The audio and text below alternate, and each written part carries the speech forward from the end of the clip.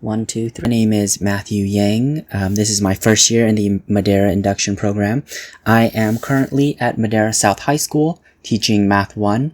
I got my credential at Fresno State, which is also where I got my single subject in mathematics and my degree in mathematics. A little bit of information about what I did before working at Madera South High School. I spent 1 year as a long-term sub in a 7th grade math class in Clovis Unified, which is also where I did my initial student teaching and my final student teaching. I did my initial student teaching at Clovis West High School, and then my final student teaching at Rayburn Middle School, which is also where I did my long-term sub position. The two CSTPs that I'm focusing on this year are CSTP 2 and 5. CSTP 2 being creating and maintaining effective environments for student learning, and CSTP 5 assessing students for learning. There are a lot of things that I am looking at when I'm talking about teacher growth. Probably the most important for me was kind of how I started off the year. I had an idea about the procedures that I wanted my students to be able to do so that we could have a kind of effective classroom, but I didn't quite understand that I had to teach it to them. I thought that the students would be able to pick up the procedures if I just told them what they were, but after a little bit of time working with them, I realized that I needed to teach to mastery my procedures so that I could use them effectively in the classroom and kind of keep the flow of the classroom going in a positive direction. The second thing that I'm working on in response to growth is effective forms of formative assessment so that I can more accurately adjust my lessons for my students so that they get the best out of the teaching that I can give them.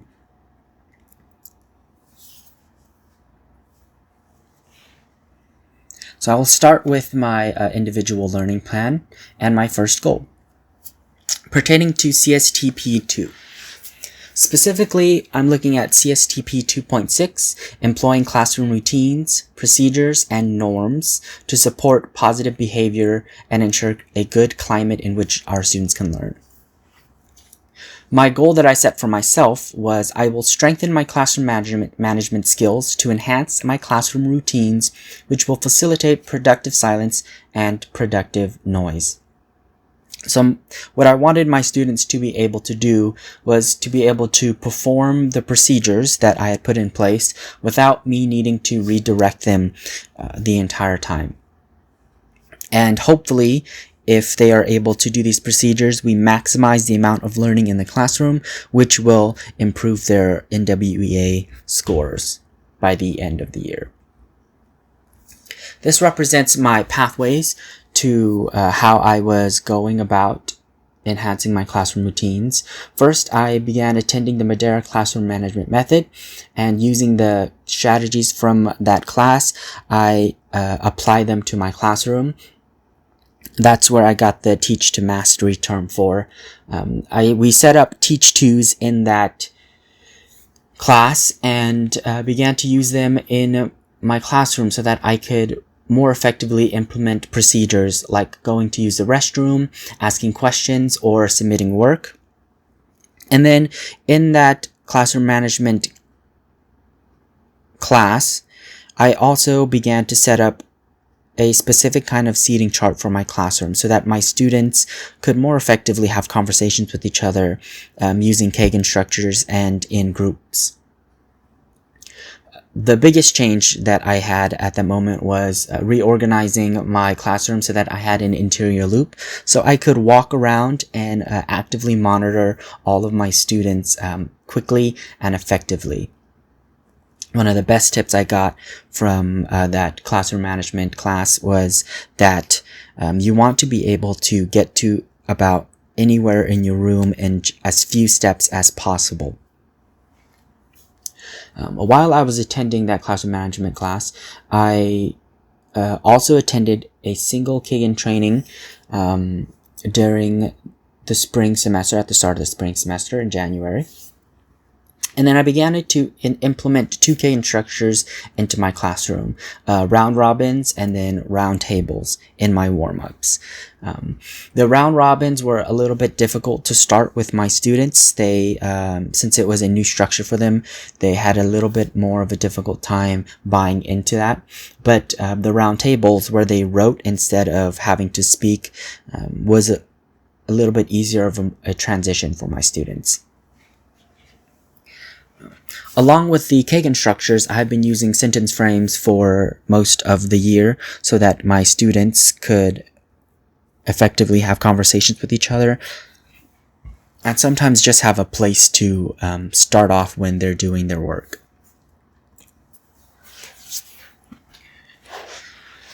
So I implemented these methods in Teach2s, following the templates from the Madera classroom method.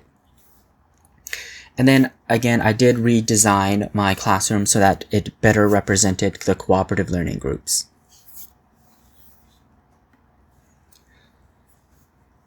So we did all of this so that I could effectively transition between lessons and increase the total number of learning minutes in the classroom.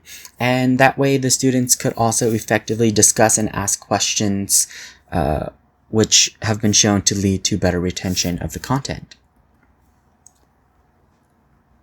We're going to look at the NWEA scores of my students, specifically my 3 focus students, A. Margarito, D. Ranwick, and L. Romero. Mr. Margarito being my EL student, Mr. Renwick being my SPED student with ADHD, and then Ms. Romero being my advanced student. So this represents the RIT score chart for the scoring that we're about to see, where the A scoring of about 140 at the start of the year means that they are around a kindergarten level, and then a score of about 230, which would be 9th grade level. That means they are entering into my classroom ready to learn the material for this year. We'll start with Mr. Margarito. Now, I only have his first RIT score because he did end up transferring out of my classroom before we took that second exam. But his first RIT score for the math test was at a 207.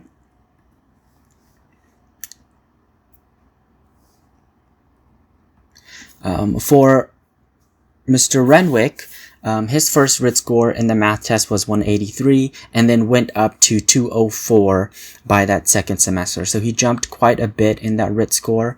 And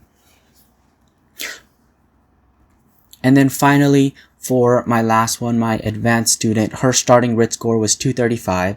So she came into class prepared for the year at a 9th grade level and then went up to 237. An average RIT growth is about 1 or 2 points a year, so that was a pretty good accomplishment for her. A couple of things that I wanted to focus on more, at least for our next year, was to begin using my Teach2s at the start of the year, and then set an appropriate time frame for them to master those Teach2s, so that I actually have a good idea about whether or not they're able to do it. For my second goal, I am looking at assessing my students, specifically CSTP 5.2, collecting and analyzing data from a variety of sources to inform instruction. In this idea, I wanted to develop 2 new forms of formative assessment to use to guide my just-in-time intervention for my students. And hopefully, using those forms of formative assessment, I'm able to get 60% of my students who are scoring below or nearly met to improve their mastery score by at least 1 level by that next assessment.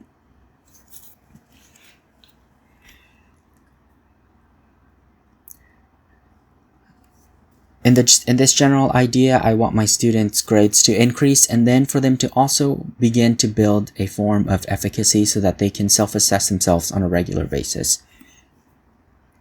These are a couple of the pathways that I used in my formative assessment. One of them being a teacher observation.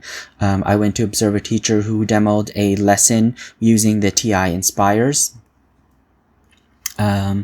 And he used a couple of different formative assessments in the classroom, including a Pear Deck, which is an online resource that actively allows the students to interact with you and allows you to collect questions and collect work from the students so that you can actively see how your class is performing. Very often I had mentor observations and debriefs, and we talked about different kinds of formative assessment we used in class and what was working and what was not working, what was being successful and what was not being successful. And I was able to use my mentor as a kind of bouncing board of ideas for formative assessment in the classroom. I also worked with a curriculum and instruction coach to form daily learning targets and success criteria for my classroom so that my students would be able to understand, okay, this is what I should be getting from the lesson. This is what I should be able to do at the end of the day and know that I was able to learn. So that helps them kind of self-assess. I implemented this first actually by setting up my learning targets and success criteria. I felt that that was important to direct the learning and for the students to be able to begin assessing themselves as early as possible. And then I began to integrate Pear Decks. Pear Decks have a kind of novelty to them because they are a little new to a lot of these students. So what I tried to do was limit my use of the Pear Decks to about once a week so that it kept them engaged while we were doing it. And then after meeting with my mentor and the CNI coach, I began to use a check-in chart where I was able to look at the individual students in my seating chart and just check in and see which students are getting the material, which students aren't. And that way I had a general idea, all right, 60% of my class looks like they've got it, or it looks like there's still a chunk of students in my class who don't quite get what I just said, so maybe I should go over that again. Just a good way for me to walk around and get a general feel of the students. And then, of course, I did individual checkups with students who I saw were struggling with the material even after a reteach session. And then we would schedule interventions like individual meetings during lunch or after school. We once a week did some Khan Academy and then used all of that to retest their skills when they felt ready for them. I collected the students' grades in monthly intervals, and then every time we had a quarter report to present as evidence. And these are their quarter reports, again, for my 3 focus students. So here's the first quarter report for Mr. Margarito. This was his ending score at the end of our first unit, which was a 2.03, which would be a C-. And then a rubric for his assignments down there at the bottom. A DNM being does not meet. An E for exemplary, that's the highest. A nearly met, which would be a score of about 2. And then a met, which would be a score of about 3. And then this represents his Unit 2 scores and the intervention that we did. So on the bottom of that screen there, you see some evidence of the Khan Academy that we did in the classroom as a kind of intervention for the student, and how he was increasing his learning in these specific learning targets that he did not get to meet. So the arrows that go up meant that he was getting more familiar with them, and then the arrow going down meaning that he attempted it but didn't quite get the score that he needed to advance to the next level. And this represents his overall semester 1 grade score. So in the first quarter, a C, second quarter, B-, and then ending the semester with a C. And here we've got Mr. Renwick's score, starting with a C+ in that first unit in statistics. And then his Khan Academy, as you can see, he did a lot of work to get his understanding of the skills to increase. And it paid off. So he started this first semester with the C+, went up, dipped down just a little bit, back down to C-, and then came back up to a C+. And then finally for my advanced student, finishing the first unit with an A, scoring almost an exemplary in all of the material, and scoring very well in almost all of her assessments in the first semester. And then we look at her overall score, where she stayed at an A the entire time. As mentioned, formative assessments were taken on at least a weekly basis, and daily as often as I could. So when I talk about effective forms of formative assessment, I'm looking for things that I can do at least once a day with the kids, so that I get an understanding of what they're doing and what's going through their heads. Are they understanding the material? And then I would try my best to adjust the results, or adjust the learning based on the results. Oftentimes this meant that I would adjust the next day's learning. What I would like to get to at some point is the ability to adjust my learning on the day. So I'd score myself a 2.6 on my CSTP 2.6 and CSTP 5.2 at just emerging. I had a rough start for that first part of the semester. When I'm looking at CSTP 2.6, it was kind of hard getting them into the right groove for the classroom. And then for the 5.2, again, I'm still looking for the right fit of formative assessment for myself, that I could do on a daily level with the kids. And this is what I'm hoping to work on as we go forward. This summer, what I really want to do is work on a progressive discipline contract for my students. I had a really tough time this year figuring out at what point was my level of comfort when it came to disturbances in my classroom, and where should I draw the line. So this summer I'm going to look at figuring out specifically, all right, if this happens, this is what should be coming next. I'll reach out to my administration on what is the best way to go about that. And then recollect my Teach 2 so that I can reintroduce them that first week of school. For next year, what I would like to do as part of my learning is find some more CFUs that I could use at a daily level for my students. I attended a formative assessment group for my professional learning this year or this semester really, with some of my peers, and we were looking at a couple of really interesting ways that we could get students to do formative assessment, like using cards, red, green, and orange, to indicate their understanding of the moment.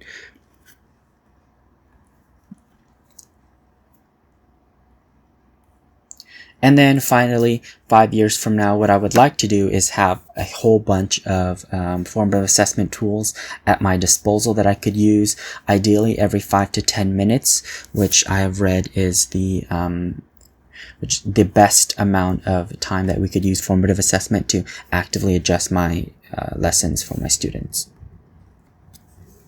Thank you very much.